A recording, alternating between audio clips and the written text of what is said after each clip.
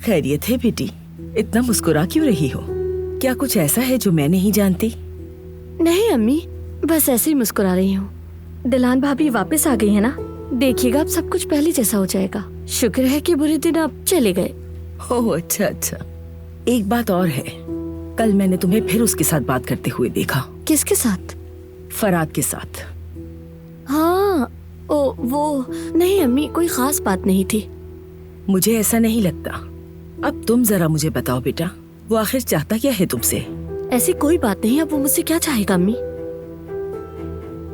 बस समझा रहा था कि दिलान भाभी का अच्छी तरह ख्याल रखना, किसी चीज की कमी ना हो। देखो बेटा, तुम लोगों में चाहे कुछ भी ना हो, लेकिन पहले था और वो सब जानते हैं। नसीब में नहीं था और बात वहीं खत्म हो गई। जो कुछ होना था वो हो चुका है। अब वो मंगनी शुदा है।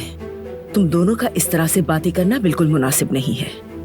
अगर आजाद साहिबा और दारिया साहिबा ने देख लिया तो तुम्हें पता है वो लोग क्या करेंगे, तो तुम्हारा दिल दुखेगा। ये आप क्या कह रही हैं अम्मी? भला मेरा दिल क्यों दुखेगा, बल्कि खुदा करे कि उस दारिया चुड़ैल का दिल दुखे। हद है अम्मी।